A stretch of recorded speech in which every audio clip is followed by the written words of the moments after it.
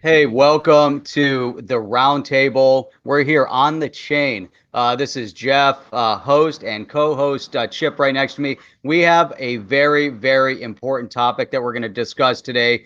We also have a very important guest with us today. As we dig into this topic, we're going to talk more about Nexo. We're going to talk about what's going on with these lending, borrowing platforms and the margins. So our guest today, David, co-founder of Fulcrum News, based out of DC. What's up, David?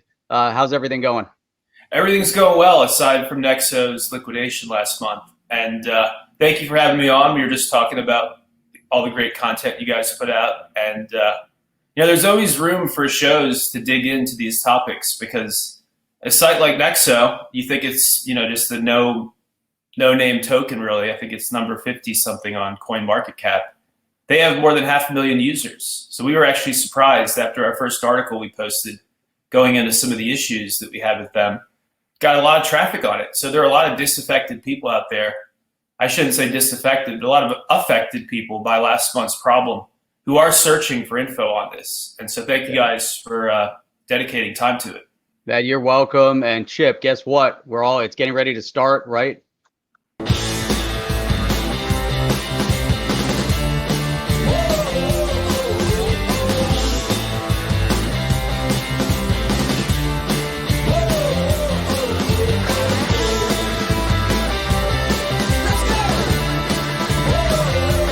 Welcome to On the Chain with Jeff and Chip. Man, welcome. What's up, Chip? Man, this is a crazy topic that we've now covered, a number of times, and we're going to keep digging. We're going to keep digging because I think I want to just say some of the work that David's done has and uncovering a lot of stuff. I mean, I've been following Fulcrum News. If you guys don't know Fulcrum News, you'll be able to go down below. Fulcrum News out of DC. He's doing some really amazing investigative work, and I want you to go down the link right down there and give them a follow. And because I think the story, we started talking about it. We started on the deep dive. Jeff continued it on through the HODL review, and here we are Sunday night on the roundtable.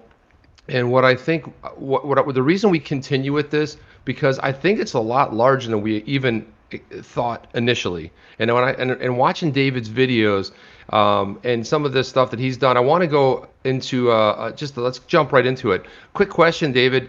So how did this? I want to go back to the beginning. And how did this unravel? And tell me how it sort of happened. Let's go back to the day in March when this initially happened. What happened? What was your take on it? Sure. And if you don't mind, let's go back even before that. I had been using Nexo for about a year. And like everybody else, had just seen some of their positive press in Cointelegraph.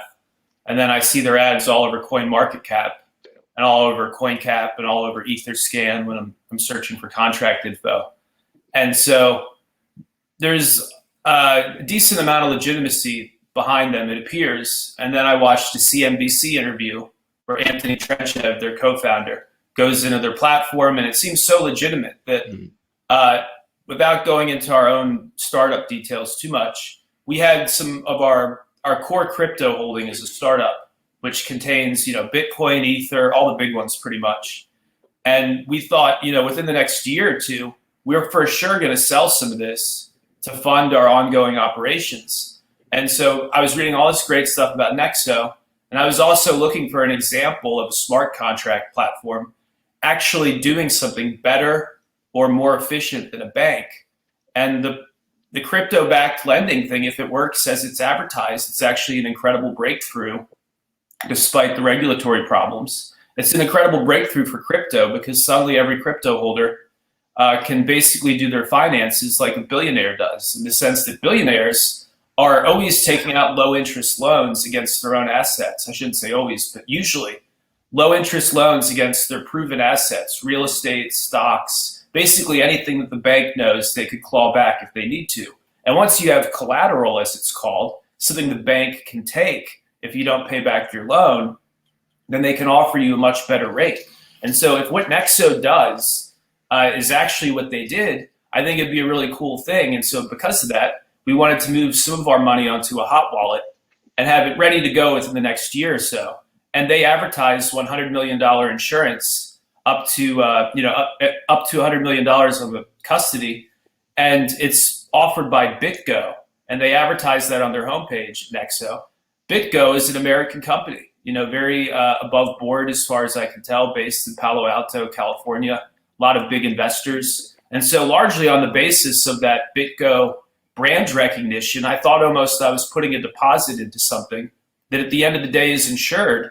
And then this is not an exaggeration. At the middle of the night, we get liquidated greater than 95% of the ether that we put into their platform.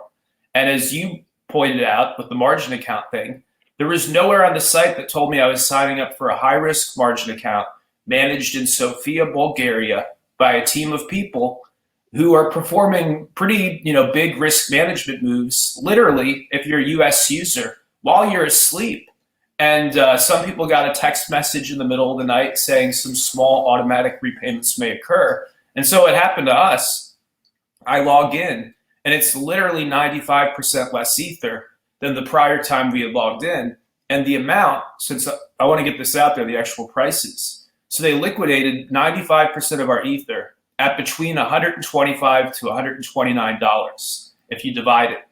And that we would have never knowingly or willingly sold our core ether position at $125 in the middle of the night. I would have never consented to that as the co-founder of a company, and they never advertised as high risk.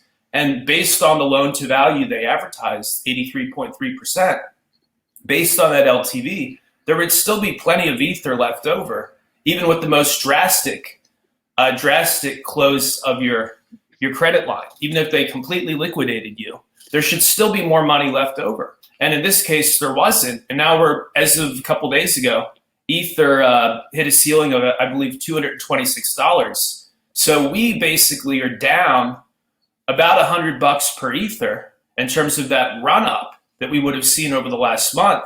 And instead, we were liquidated in the middle of the night, and then their co-founder blocked us within minutes of tweeting some basic questions, and the company itself blocked us, and we received a legal threat that's identical to what other users received. And I get indigestion even talking about it because I'm an experienced crypto user. I've never been robbed before. And I think if not for the BitGo insurance, and if not for the marketing, that this is a safe place to store your crypto for the long term. And you can take advantage of the upside. They advertise that too while you're holding it.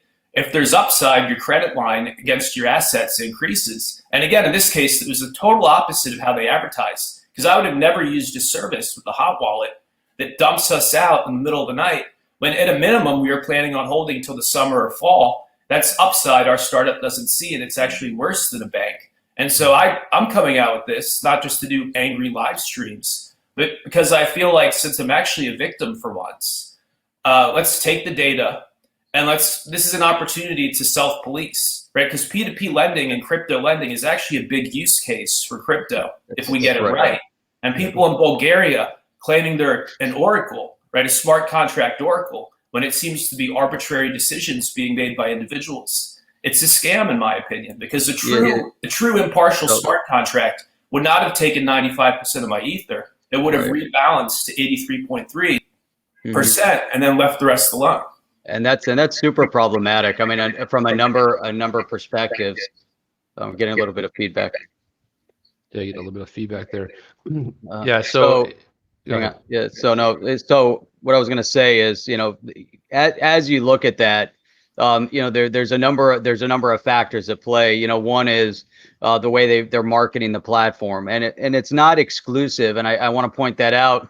It's not exclusive to Nexo, because there are many other platforms that are promoting it in such a way that it looks risk-free, that it's something that's easy to do, and they make it real. I don't want to say glitzy, but they make it look there's a certain look and feel to each one of the platforms, to make you feel more comfortable with the idea of investing there. You feel like you're logging into a Coinbase or something. You don't feel like you're logging into a Forex account where you can get wiped out overnight. Exactly. I think that's a great point. And so, that on its face, I think is wrong, and there's many, again, instances of that, not just with Nexo, but with the others. And so, that kind of borderlines on false pretenses, false marketing, and all of that, because there's no disclosure on their main page that you're getting involved in a margin scenario, which is very, very problematic. Now, if you're an advanced user, you kind of understand what's going on, and then you get involved in it. You still, at that point, you understand it's a margin account. You're playing within the margin environment. There's a risk of liquidation. If you're a novice user, which is really how they've geared it up from a marketing perspective, right? I mean, it does seem that way, that they want the novice user to invest there to feel comfortable. And so that element on itself, I think, is really, really troubling. Now, you brought up a really good point, when we look at the technology. So without trying to beat up too much, because I think, there's people out there that they're watching, they're saying, oh my God, these guys are beating up on the space and the technology and all of that, but the idea that you brought up, and maybe we can talk a little bit about that, as we kind of then dive into the problems, the idea of creating this self-regulated P2P type lending environment, which has been around for a while, like with Prosper and others, where you can lend people money, and then they have a nice structure to where you get your paybacks, and some people default on loans, but that's all factored in on your losses based on your percentage return. But in this type of scenario, decentralized banking, being able to put your money up to gain interest, be able to borrow against it in a safe environment. Let's talk a little bit about that, because I think that's interesting.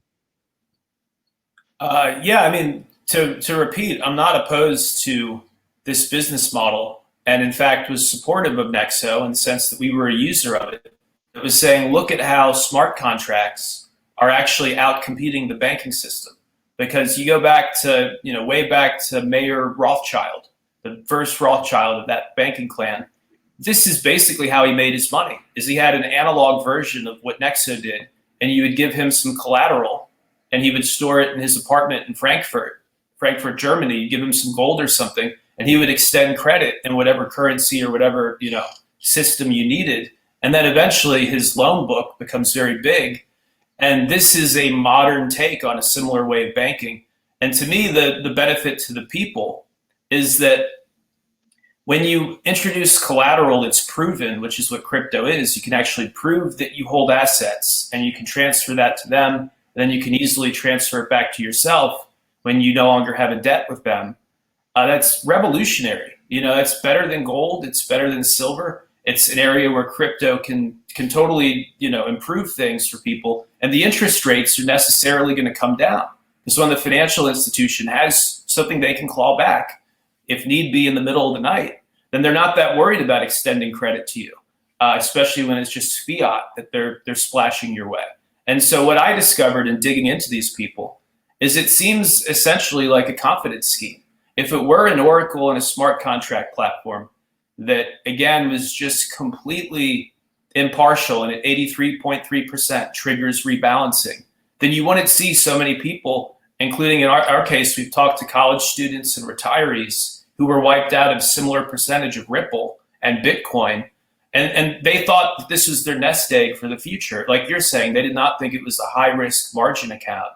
And so when I looked into them, it seems a lot more like a confidence scheme, because they advertise their links to Credissimo and their Swiss roots, and they have no Swiss roots. Nexo is actually based in what appears to be a small office in Sofia, Bulgaria, which I have nothing against Bulgaria. It's part of the European Union, but a former communist power that really doesn't have a great track record in terms of financial services is a far cry from a Swiss fintech where their smart contract platform is backed by this Credissimo, and they can spit out loans whenever they want. And that's how they present themselves, but they're able to do this because they've got more of your money than they ever spit out. I realize this is like a kind of elementary thing for most people, but since they're taking in $2 of your crypto for every $1 at most that they're extending to you as a fiat loan that they direct deposit to you, there's actually no risk to them at any point. And they actually don't need large capital reserves to do what they're doing,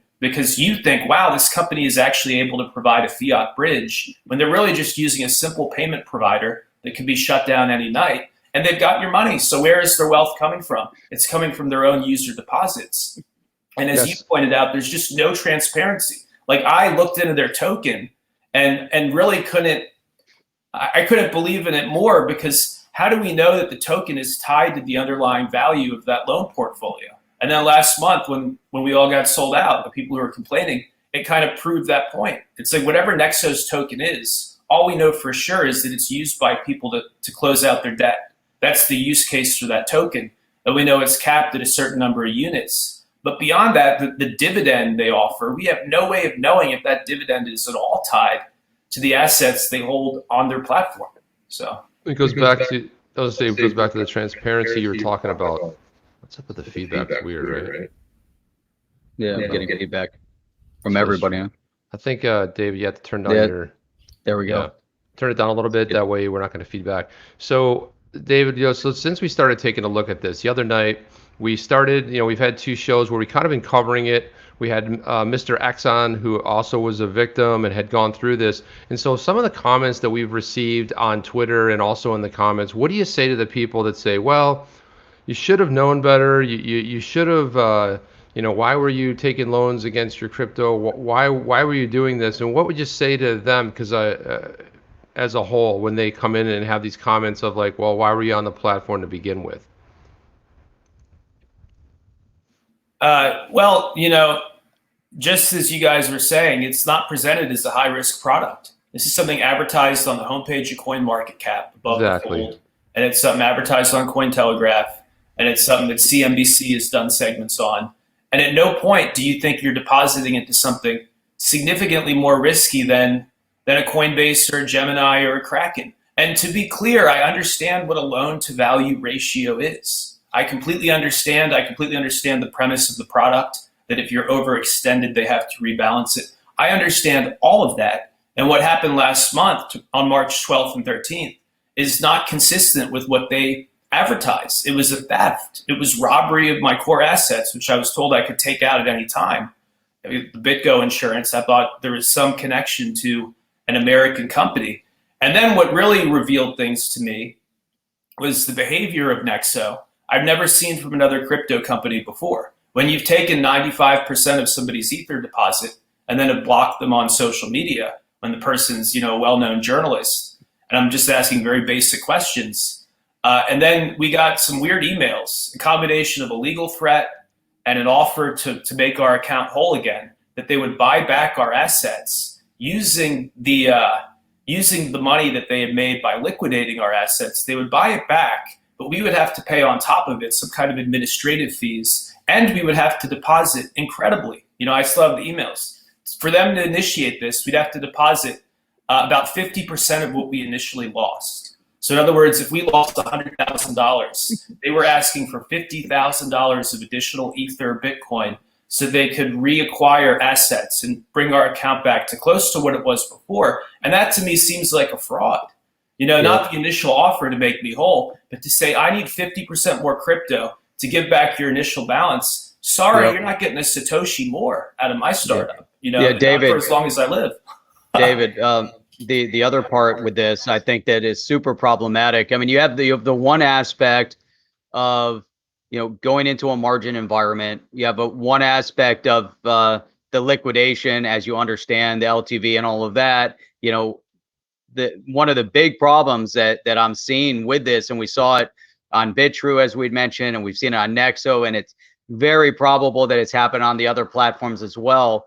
We saw an article they were reading from BitMEX and Huobi, two trading platforms, also acknowledge the fact that when you had the flash crashes and the big sell-offs, that their technology couldn't support the sell-offs and their platforms crashed. And so what we saw with BitTrue is that individuals saw things coming. They tried to top up their account, and their account was liquidated hours after they topped up their account. The problem was, because of the technical glitch, their top up didn't happen until after the liquidation. So it was a technical issue that stopped their top up. We're seeing the same thing happening on Nexo, based on that report, that their platform also went down, which made it almost impossible for people to log in to top up and do what they had to do. So the question is, and as we see trading platforms and also making sure that we have a clear distinction, I think it's really, really important that as we talk about this, people understand the difference between a trading platform and an investing platform like this that's structured more like a bank, where there's safety nets and everything. It doesn't look like you're trading. It doesn't look like you're on margin. And I think we have to keep re-emphasizing that for anyone going in there, if you go into a Nexo or any of these other platforms, again, it looks like I'm just putting my money there. That's risk-free. And as you mentioned, all the big names behind it. But when there's a technical crash of a platform, and that makes it impossible for individual users to go in and do what you're requiring them to do, meaning top up their account so that they don't get liquidated. And if you're blocking people because of those technical problems, doesn't that platform owe you an obligation and owe you a duty to make sure that they have sufficient technology so that you can access it in times like that? And if they do have a technical crash, don't they then owe you an obligation to not liquidate your account or bring you whole again? I want to respond to that with a couple of emails from Nexo that we published on our website on Fulcrum News. And if you scroll down on the homepage, it's, let's see. I think it's actually one of the articles. Yeah, it's the article right at the bottom of our site at the moment on fulcrumnews.com. And yeah, if you could bring up a screenshot, that'd be great, because I'll read a couple of these. And again, I understand a loan to value ratio and people who say, why were you reckless? I wasn't reckless at all. I was sleeping well and thought I had some of my startup's Ether and a BitGo insured wallet of some kind. And that if we needed it, we could use our crypto to take out credit, to take out a loan in US dollars as we had done before.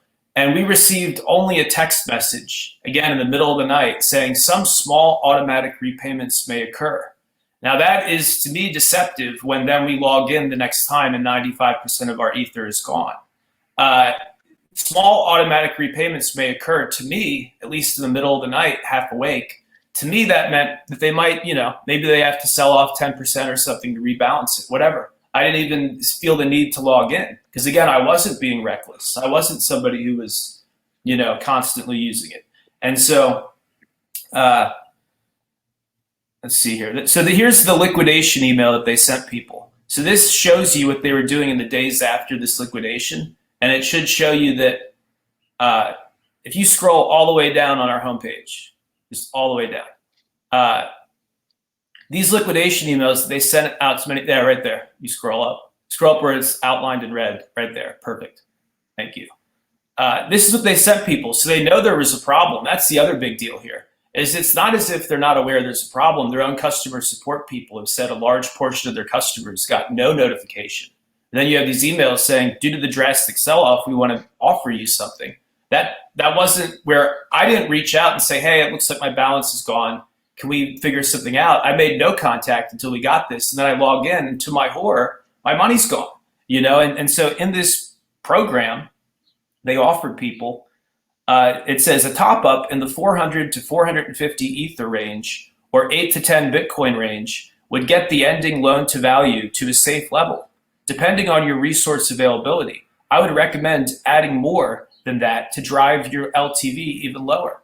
So here, you can read the rest of the email if you want, but they're offering this one depositor their money back if he will put in essentially $70,000 more of crypto. And that, to me, aside from the regulation, aside from, is it real or not, this feels wrong. In crypto, when somebody takes your money, if they ask for more, that's never a good sign. I have a question for you, David, and I don't know if you know the answer to this. I think it's kind of critical, and I've been thinking about this for a while, and it almost makes sense to me now. When they go through the liquidation, and now they're doing everything to get people to put more money on the platform, because I would think if they liquidate, they've got the money sitting there in a hot wallet or in cold storage somewhere, and your money's readily available, your digital asset, and they can return it to you, because they have now liquidated you. So they're why can't they give it back? If they're in the wrong, that's the right thing to do. So the question then is, where does that money go? When you're staking 2-for-1 to borrow, what are they doing with the 2-for-1? Are they in possession of it, or are they now putting it someplace else? Are they staking the digital asset on another platform in order to offset any differences? Or are they trying to look for additional gain? Because I'm also looking at, there's two parts to their platform. One, you're staking 2-for-1 to borrow. They're also paying interest out on people that put their digital asset on their platform. And so with statements that you're safe, it's secure, it's sitting in a cold storage, they're in possession of it, whatever, now, but where does it really go? And maybe that, because to me that's really concerning. And to me it looks like that they're giving you these threatening emails, and they want you to top up beyond. That's telling me that they're not in possession of that digital asset anymore, that they also got liquidated. Is that a possibility? What are they saying about that? Where is this digital asset at this point? Well, I can give you my own experience with what happened after that. I said to them, look, I'm not putting in the case of our letter that we got. I said, I'm not putting in the full amount that you're asking for, because you're asking me to put in 50% of what we just lost, and that doesn't make any logical sense. Now, I said, to show good faith, I will deposit some more ether and make sure the balance is plenty positive, so that there's enough leeway, enough of a buffer, so that a liquidation won't happen again unless it were to run through that additional money. So I made that deposit, and he sends me a Telegram message. The executive who sent that email sends me a Telegram message saying, we're gonna place the trade later today. We're gonna do the trade executions to bring your balance back up. And I said something like, okay, appreciated. And that was never done. And then when I followed up in subsequent days and said, hey, it's still just my money, I deposited none of the money back, none of the original deposit back, they stopped responding. Then they blocked me on social media. Then I get a legal threat that they're going to sue me. I've brought 2 federal lawsuits before. So if you're going to threaten me, I just want to know, how can I better understand this? Like, what action are you taking? Because me and other users are just explaining what happened to them last month in the course of 48 hours. And the way that this co-founder talks about his business, Anthony Trenchev, calling it his loan book and stuff, I've joked that he's Crypto Scarface. That's the nickname I've given him, because you don't hear Brian Armstrong talking about Coinbase's portfolio like that. You don't hear him talking about their hot wallet funds, or their cold storage for that matter, as his book. Like he's, the guy. It's like, don't you have shareholders to answer to, at least token holders? So to answer your question, I don't know where the money's going. If it's not really in that BitGo storage, because they can wipe people out in the middle of the night, up to 95% of what they put in, then we don't actually know where the funds are, do we? So then they owe an obligation of transparency to show exactly where your funds go. And I'm sure it's on their website somewhere. They must have a statement as to where they're supposed to hold those funds. If it's supposed to go into cold storage with BitGo, I mean, this is a major issue, because, does BitGo then have some, are they susceptible to a potential lawsuit because of misrepresentation of a platform that's I don't know what their relationship is with Nexo, and probably not. You probably can't go after them, but I think it would be really important for BitGo to also come out with a statement right now, stating that we either have their money in cold storage or we don't. They're either using our platform or they're not. And I think they really need to either come out and be very straightforward, or they need to distance themselves from Nexo as well. Because again, if you have and this really, the troubling part about this is that this goes to, KYC and AML. It's not just the user, it's also the platform that has obligation of KYC and AML, and their obligation is to BitGo. Because if they're moving funds from their platform over there, they also are obligated. So BitGo needs to know who Nexo is. They need to know if they're laundering money, if it, through AML, and whether it's going through money laundering or, from terrorism or, whatever. Those are critical elements from one major financial platform to the next. Now that to me, there's something wrong. There's something that's broken here. So if you have individuals that are operating, this is, and again, I think, as we see this digital asset space and this blockchain space is still new, I want to be a little bit careful on how we beat up on people, and single them out, because there's a lot of great technology out there, and they don't have the mega funds like a Google or a Facebook or a Twitter to put behind some of these projects. That being said, we have to be very, very suspicious of, maybe suspicious is harsh, but in this case I don't think it is. It's But not, when you Jeff. look at, Not at Chip, all. what about like BitTrue? We looked at BitTrue. We've talked to Curtis Wang. We saw their platform, and they had some liquidations. We still have some concerns about how they run their platform in terms of self-insurance and all of that. And Chris Wang was very nice to come on the platform and explain all that. And in their lending platform or their borrowing platform, they're very, very clear that it's a margin account. Exactly. I was going to say that the one thing they did do right out of all of them, what we found, they're the only ones that actually mentioned it. And when you say, I'll tell you when suspicion arose for me. I want to share my screen again because I want to share this tweet. This completely caught me by surprise. There was a tweet regarding a whole thread about Nexo, and I basically said I can personally vouch for this person. And I'm like, Nexo, this is unacceptable. Nexo Finance, what say you, right? And, a couple people chimed in with some stuff. People like Crypto Equalizer said, hey, this is inept and unprofessional you are, okay? And other people responded, and then out of nowhere, we get Nexo jumping in on the thread, and they dropped an 8-panel thread, which was like, I was kind of shocked. They basically said, they basically tagged all of us in here. We'll answer with pleasure. Many members of our support team have put a lot of work and effort. There were no issues with the performance of our platform during the flash crash of the 12th or 13th. As previously mentioned, Nexo doesn't profit in any way from liquidations. How However, is that possible, Chip? I don't understand that statement. Right. Well, why are they making that statement? This threw up so much suspicion. And this is one of the things that I pinged you. I've started pinging some of the people. I started seeing some of David's reporting on this. Excellent reporting, by the way, of Fulcrum News. And by the way, I love your whole platform. The whole thing is like really amazing. That's another side adjunct. But when I started seeing this, the hair on the neck stood up. I could not believe I was reading this. They don't profit in any way from liquidations. Why are you bringing that up? Someone's talking about the fact they got liquidated. They're an absolute necessity to prevent any and all risk from our investors. You can refer to this article over on Medium, where our fiduciary obligation is explained in greater depth. David, did you want to comment on that just before I go further on this?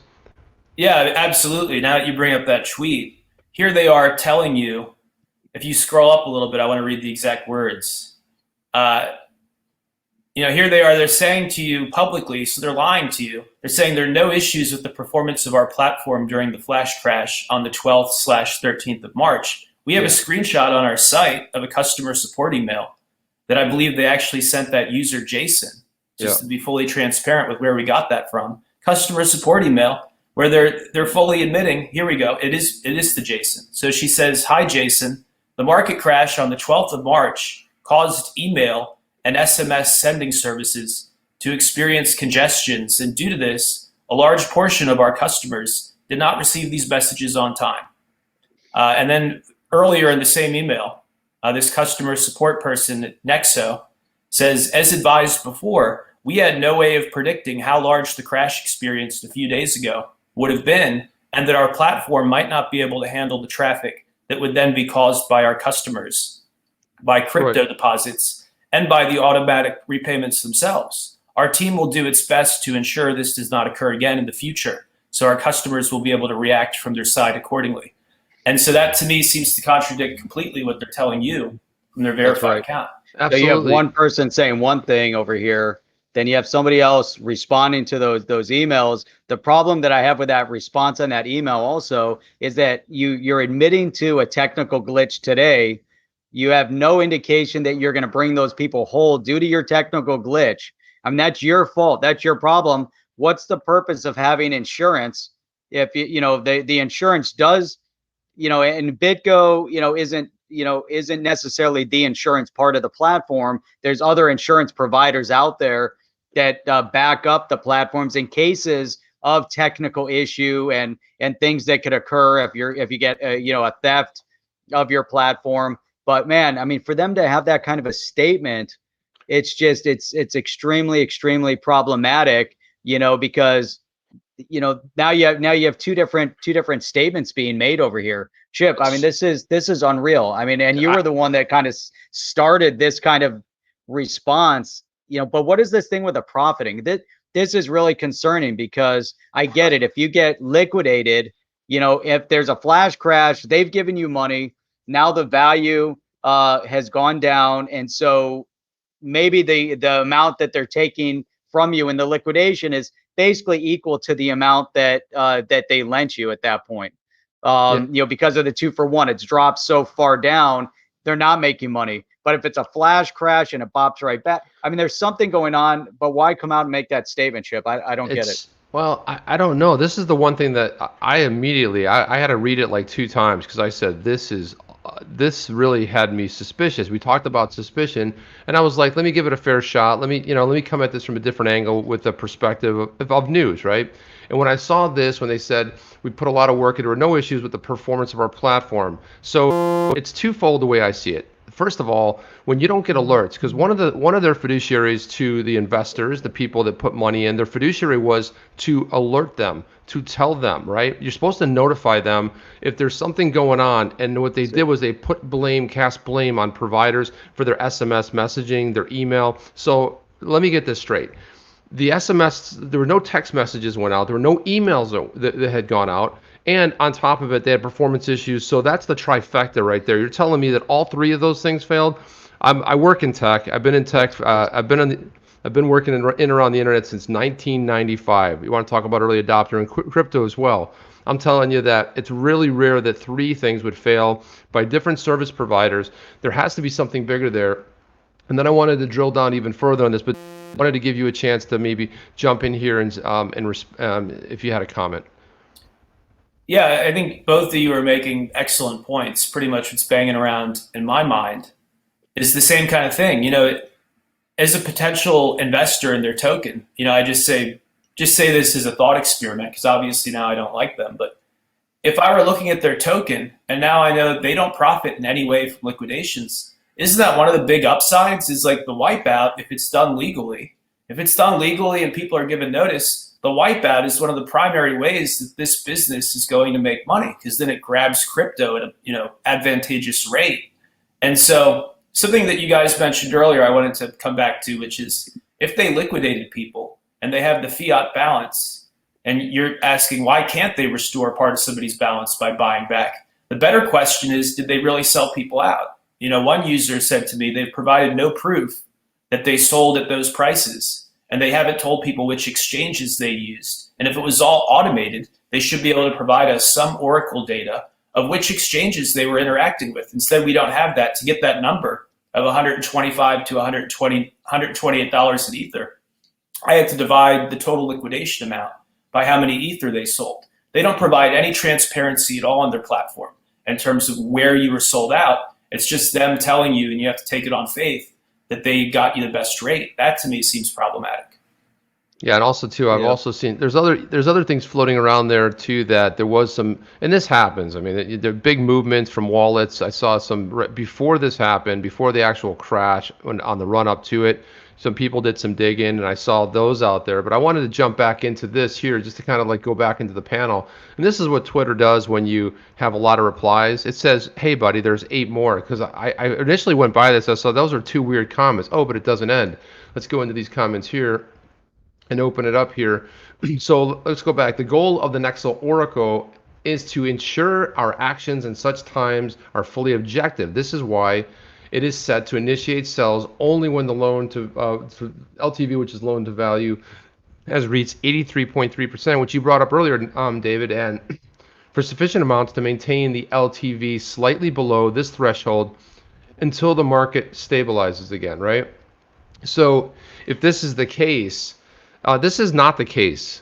That happened? Is this statement correct? No, the statement's not correct because, I mean, here they are saying that even if the LTV is slightly below the threshold, nothing was maintained. You know, again, I got a text message in the middle of the night that said small repayments may occur. In my mind, small doesn't mean 95% of your total Ether balance. It means, you know, if need be, we need to sell off to balance this. And then I log in and it's gone. It's been sold. And again, I don't have any transparency. What exchanges, what prices? I just have the total price for the total liquidation. And this notion that the Nexo Oracle is always looking out for us and is just totally arbitrary. We saw it wasn't. We saw in the case of some of these Ripple depositors that they didn't even sell them out when they should have been sold out. You know, if they're just protecting themselves as the market's declining, if they're worried the market could go to zero and they have all these outstanding loans, then you close people out. But why would you do it when it's coming back up? Why would you close out the loan when the price is already coming back up several hours later? So the timeline doesn't even make much sense to me when I compared what happened to me and our startup to what happened to the other depositors. It's like it happened late. Something weird happened because this would all happen at the same time. So it does seem to be that it's going back to a technical issue, but you know there's more at play here also. I mean, I would like to get a better understanding what the Oracle is. Is the Oracle 100% AI driven? Is it a fully automated process where there's absolutely no interaction? And even if it is fully automated, what's the check and balance on the other side that they're auditing it? And it's really, really concerning because we're seeing this over and over again. And I'm really concerned about certain statements now as we start drilling down to these different platforms. And yesterday I talked a lot about self-regulation. I believe that the community needs to self-regulate itself. I think, you know, it's not good enough to wait around for governments to regulate. We need to have an environment that if it's going to be decentralized, it needs to be decentralized and regulated internally first. So everyone has a certain, SOP, a certain standard operating procedure and expectation of how platforms are going to operate with our funding. But I also want to get a better understanding of what their third-party audits are, because those third-party audits need to be fully transparent. And again, you know, one of the biggest concerns that I had with BitTrue that we brought up, even with Chris Wang, is that they don't have a third-party audit, that everything that they did was managed internally, that they were self-insured, self-funded, self-everything. And I say, look, if I'm going to give you my money, you know, you need to have more than just you doing this. I need full transparency and proof that there's a larger third party that's managing what you're doing. That's really deeply concerning to me. The other part that's deeply concerning is not having a physical office space. This is true somewhat with BitTrue, that they have, you know, smaller virtual type offices. I want to know exactly where your servers are. You don't have to tell me exactly, but you have to outline to me, you know, where your redundancy is. You know, what kind of server farms are you hosting and storing your cold storage and even your hot wallets and the platform? I want to know where my money's being transacted through. Jeff, you know, it's in the Oracle's basement. That's really what it is. It's an old guy named Bob. He's and they're like, Bob, what do you think? Well, I should sell everything. You know, it's like exactly what kind of hamster Chip is running that. But Chip, bring this up because we've drilled down and talked about all of this. What David's talking about is so critical. Here's the final element. You know, David brought up that even with Nexo, it looks like they're working out of some tiny little office. You know, it might even be a virtual office. Everybody's working out of their homes right now. I don't have an issue with that. Show me where your redundancy is. If you want to work out of a home office and every one of your employees is, technology is such that we know we can connect people. Your server better not be in somebody's house. Your server better be on a server farm that has redundancy all over the world, and that you're not managing that server. Now, to just this one last point, though, I'm on the Nexo website, and they have a segment here, licensed and regulated financial institution. Who the hell is regulating it? Who the hell licensed it? It doesn't say here, but it does state what it means to be licensed and regulated. And one of those points is an internal and external auditor is mandatory. Our accounts are subject to additional check. What the hell does that mean? Additional check. Let me know. I want to know who the third party auditor is and why they're not, and where that information is, because at this point, you as an investor on the platform, utilizing their platform, that's the kind of information that they should be revealing. What did the audit show about the technical issue? What did the audit show that all these investors, now they're self-admitted, What audits? Via email? Right, exactly. But where is it? How can you get it? David, have you looked at this? Is there anything there? Is there a third-party auditor that you guys can reach out to? So before we get into the auditor issue, you mentioned the physical address and the lack of a known physical corporate address. And there's so many issues with that, because if the assets are stolen, for example, if you've stolen someone's crypto, then you deposit on their platform, there needs to be some kind of legal recourse. And if you don't even know what country to initiate the legal action in, it's much more difficult. And we actually discovered this because they sent us a legal threat. And again, as somebody who's brought multiple lawsuits myself, I thought there's no standing. You're not even, telling me what it is that we've done to your company or how we've impacted your revenue or anything. And I said to them, you know what, since you're going to threaten me with a lawsuit like this, I'm going to send you a certified letter because I have questions that you're not answering. And so this is now going to be the process, is I'll send you a certified letter and you can answer these questions on paper, and then we can go from there. And I said, please give me a physical address. I was very professional. Please give me a physical address so that my lawyer can send you a certified letter and we know when it's delivered. They refused to give me an address. I can't imagine a Coinbase or Gemini or BitPay or Kraken, when I say to them, I want to send you a legal letter, them not being able to provide any address at all is so bizarre. If somebody says to me, I need an address, they have, several ways to send me something immediately.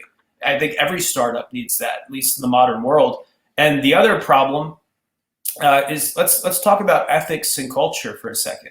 When you brought up those tweets of them replying to you. Yeah, I want to bring that back up. Go ahead and get to that. He's mentioning a user's, or whoever runs that account is mentioning a user's exact balance, and they were shaming other users similar fashion. You would never see a Wells Fargo or Bank of America say, well, David, you had $860 in your checking last month, but that was before you went to Chipotle and Walmart. Now you have, and it's like, you can't do this as a financial institution. You can't go through this. Right here when I saw this, I got furious, because I said, what organization, professional, that purports to be a professional organization? And I immediately screenshotted. First thing I did, I read it, screenshotted every one of them, because I said, there's no way this is going to stand.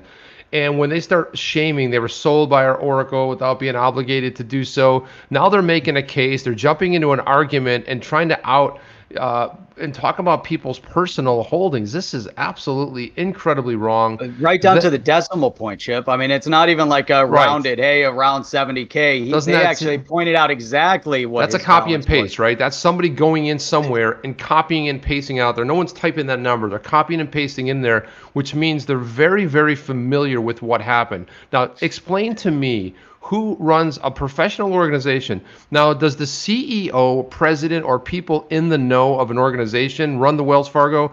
Do you think any major, and they might have some purview into it, right? But does the CEO run any organization's forward-facing social account? This is Nexo's official. We see the blue check mark, right? Blue check mark, so it's an official account. So now these attempts have been met with insults, threats to blow this up, as well as take legal action against us, which is why our team decided not to help. Wait a minute. You decided not to help somebody because of a legal threat? After you sent a legal threat? This was preposterous. And he says, only after did we reply with the same tone and express. Who cares about tone? What tone is there? Is there tone in emails? One of the hardest things to do in an email or a text message. You send a text message, you don't put that smiley face. People don't know if it's sarcasm. They don't know if what people mean. So they're talking about tone. What kind of tone? You send out these, and again, it's all on your website too. And I invite people to go down to the link below. That we'll have in the description. Look at this. I mean, this is absolute, and it doesn't stop. FUD negative. Going. Nobody brought that up. Nobody's commenting to them at this point, right? They're just typing away. They're just on a rant. FUD, negative attention you were generating towards Nexo. Then he attempted to organize other clients in a group against us until they were discovered that there weren't any mistakes on our end. It was discovered there were catastrophic mistakes made. Okay, listen, any organization, this happens all the time. You know the old saying, the customer is always right. What does that mean? Well, you go buy something and it's defective. You go like, what? I don't know. We didn't know anything. No, you have an obligation, and this is a fiduciary obligation to their clients. And Jeff, you touched on the KYC AML, right? And you think about this. And when I read this, I was absolutely blown away. I'm like, this is unbelievable. Jeff, you got to go check this out. Yeah, Chip, look at those two statements. As you read that one, and then go back to your previous statement where they said they're no longer going to help because you claim threat. Go ahead. It's interesting. Yeah, so we would like to further stress, as a gesture of goodwill, we have not pursued such legal action, as we believe we can reach a mutual agreement with him on how to resolve the situation. Sadly, this has not happened. He's continued to refused to work with us. Yeah, he's refused to get stung by a bee. Now he's going to go in and to get stung by a hornet, right? I mean, those mad ones that were like, there's these crazy hornets that were like released in the U.S. now. They got these giant teeth. I don't even know if that story's real, but no one gets throat punched once and says, "Oh, may I please have another? Where would you like to hit me next?" So Chip, go back up to the other tweet. Go back up when they talked about down a little bit when he initiated legal action, and they're no longer going to communicate with him. Where was that one? Was it one down below that one? Maybe. Go down one more. There we go. Yeah, these attempts have been met with insults and threats to blow this up, as well as take legal action against us, which is why our team decided not to help him further. Yeah, so now they don't want to help him further. Then they go down two tweets, and they're saying, as a show of goodwill, we've not pursued legal action as we believe we can reach a mutual agreement. Well, Jeff, people have short memories. They don't want to, and now they... People have short memories. It's... Furthermore, please refer to our Nexo's general terms and conditions, which he agreed upon. And yeah, okay, we'll refer to them, right? Because if you're really a helpful institution, you didn't have any problem posting a link to your Medium article that you were ranting on about how great you were. But when it comes to the actual terms, go see if you can find them yourself, right? This seems odd to me. Just it says, which he agreed upon and provide us with his consent that he is familiar with, acknowledging, and he will have full responsibility to manage his digital funds diligently to prevent such instances from occurring. Wow. You know what's crazy about this too is to go back to what you're asking about, to what extent are they licensed and audited? We found that even though they have some kind of presence in Sofia, Bulgaria, their few actual licenses are in Estonia, and the Estonian top financial authority, as of last year, put out a public letter specifically saying that Nexo and its related company Credissimo do not have authorization to do crypto-backed loans or to intermediate credit in Estonia. So one of the few places that they actually do hold some financial, it appears it was basically an AML license that they got in Estonia. And then on the basis of that, somehow they're licensed to extend loans? Well, no, because explicitly the financial authority there has said they don't have that ability and they don't have that licensing. And so, the other question is, do they just have to give people's money back if they truly are not an impartial platform and they're not licensed anywhere on the planet? And now, to go through those tweets you just went through, to be clear with people, they're not even responding to me. That's very similar to what they said to me, but that was a response to Jason, who, based on my interactions with Jason on Twitter, he was very professional. I didn't find him threatening toward Nexo or to me or anybody else. And considering he's lost a lot of money, he's more calm than I was at first. And to say that he's been, that he can't be dealt with when he's been totally professional, as far as I can tell. No, absolutely. Well, I know him. I've known him for years. So this is that was the other part that got me, because I saw the tweet come up in my feed. So look at this right here. This is CrunchBase. CrunchBase, you can go in and look up funding on startups and see what they're up to, where their funding comes from. So total funding amount was 52 million. This is this is the first thing I went and looked at, because I wanted to see who's backing this company, who are the backers, who actually made the initial funding. So look where they're based out of, Switzerland. This is what they're publicly announcing that what is the last funding type? Oh, it's undisclosed. Okay, so you've got $52 million in funding. There is not one iota. There's nothing. You'll rarely ever find this on CrunchBase. Everybody has their funding disclosed, right? So that tells me something really important too. Who funded this organization? Where did the funding come? It's anonymous. this is probably not even real. If you can't be transparent on who's backing a company, listen, one of the things that you do when and you know this, David, running a startup, I've run startups. One of the things you do is you publicly, when one person says, yes, I'm in, go find 4 more people to go in with. You get another yes. You get another yes. When people come in and when founders are doing a raise for their initial seed round, maybe it's once they have their own seed and it's founders money, you always disclose this. You want to disclose this. Why? Because you want to continue to fund. You want to continue to do more raises. You want to do a Series A, a B, right? This is what you do. And then first thing people want to know as either an angel investor or a VC is I'm going to go to them and say, hey, I would like to know who's invested in this company. And I come here and it's completely anonymous, which is bizarre to me. Okay, so if you wanted to, let's just for Chip, there's some problems here. You brought up TechCrunch, but I always try to read a little bit further, especially now. Some of the stuff as you read through it seems very, I mean, they're building a lot of credibility without the credibility. So I'm looking right on their white paper. The first thing that they talk about is their experienced team. Now the problem is they start using some big company names in there. So right off the bat, experienced team. Nexo is led by an experienced team whose award-winning business operations at Credissimo have continuously been audited by Deloitte. Now, Credissimo has been audited by Deloitte. That doesn't mean that Nexo has been audited by Deloitte. Just because your team came from a company that is audited by Deloitte has nothing to do with your company, and how you function. But when you read that, you're like, wow, an experienced team. And, they were, working over there. That was their operations at that company. But why, who cares about that company? And that's the first thing in their white paper. I don't care about Credissimo. I care about the Nexo platform because that's where I'm investing. I do care about the quality of the team that's coming over and putting this together, but it's really, really amazing. I mean, you get into it. David, have you looked into that? Like I'm still stuck on this third party audit. Who's doing the audit? Is it Deloitte? Is it somebody else? Which company are they utilizing for auditing the Nexo platform?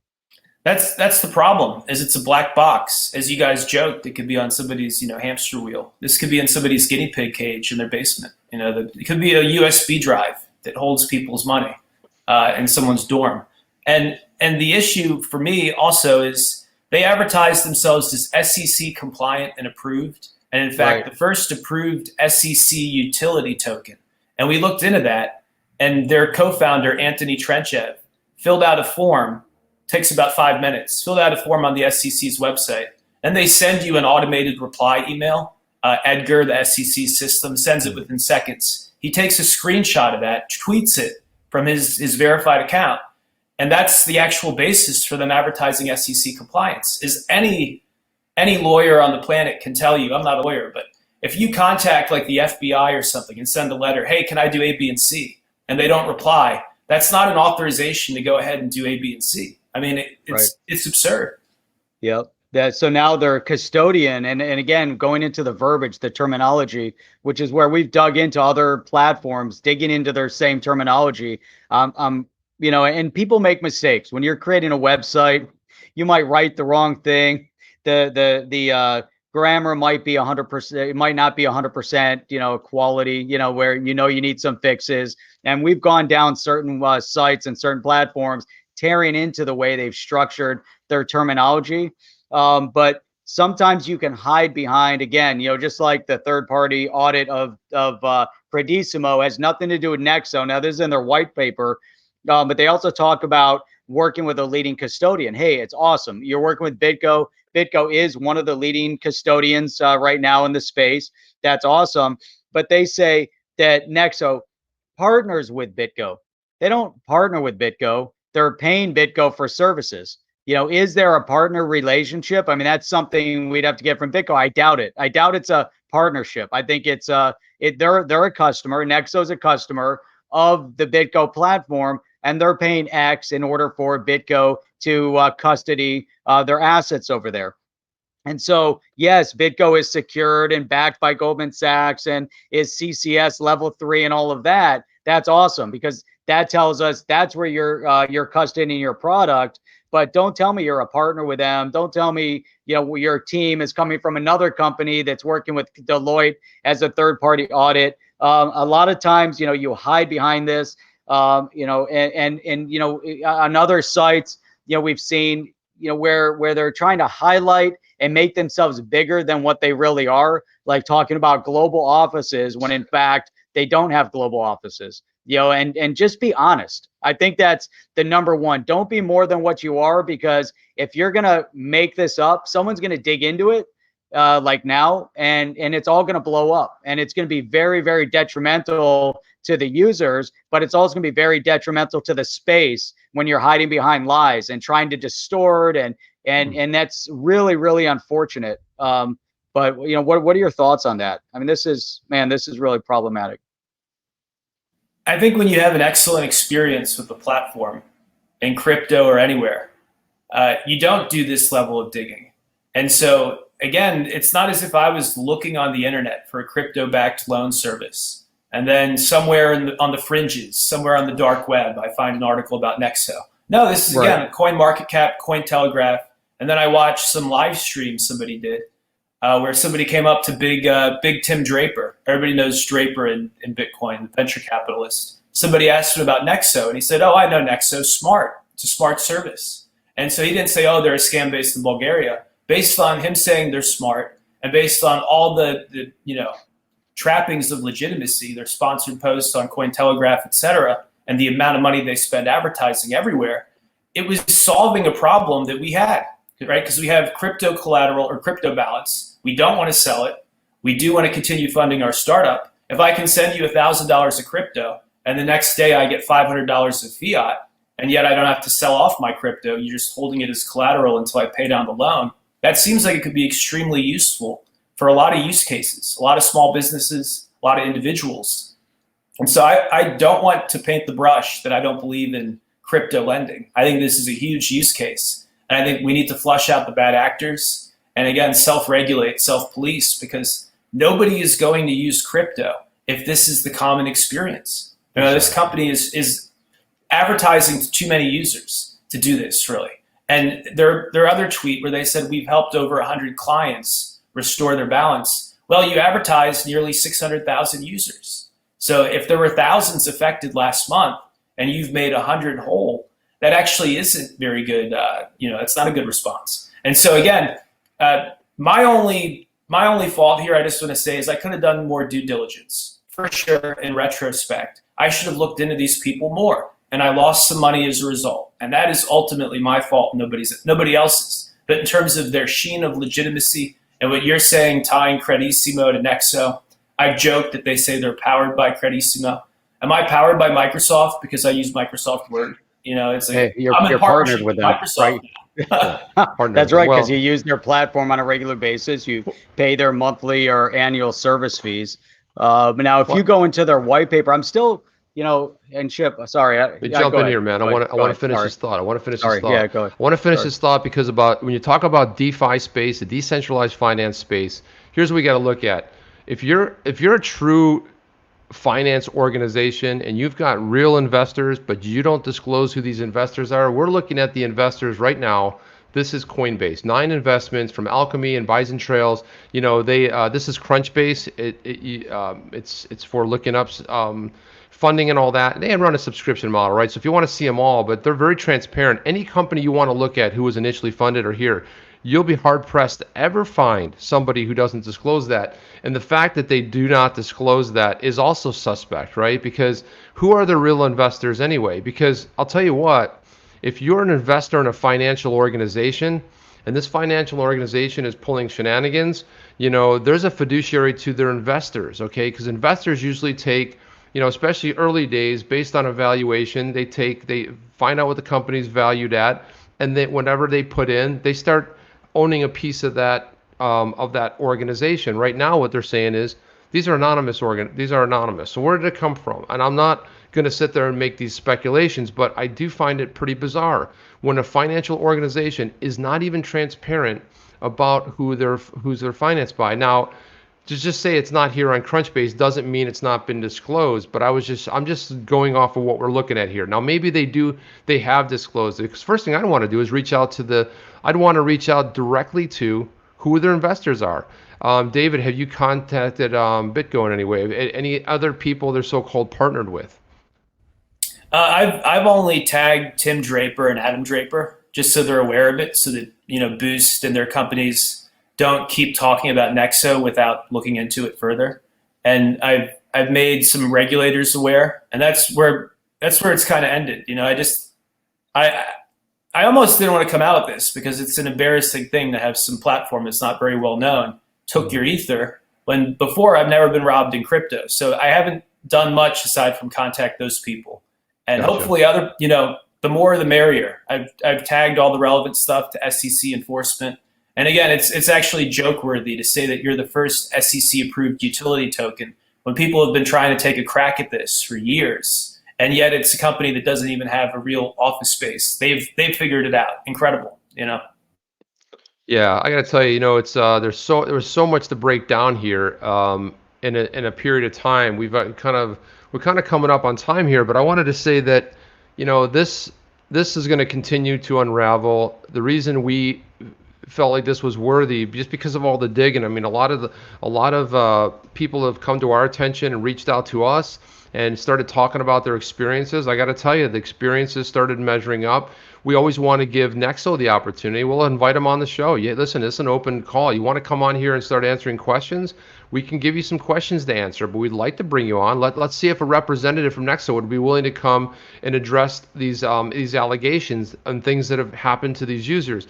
And I thought you brought up an excellent point, David. If they've got hundreds of thousands of users and it's purported that thousands at best, right, at thousands upon thousands lost, they're got liquidated in the middle of the night for most people. Are you touting 100 people is you made 100 people whole or worked with them, or did 100 people sign a letter that they wouldn't have any legal recourse? It's very spotty everywhere, I think. And Jeff, I don't know what else. That's a great point, Chip. I think that's the solid point, is that based on the letters that we're seeing and the interaction on Twitter, there were threatening emails that went out to people, that maybe a number of people were intimidated by this threat of a lawsuit. So they said, hey, let's settle. I want out of this, because they think, hey, it's a big company, and that's where, getting together. And this is where class action lawsuits stem from, to go after them. I think there's a lot of concern with their technology, with this Nexo Oracle and the statements that they're making in their white paper about their Nexo Oracle, because one of the key points of their Nexo Oracle is the automated notifications.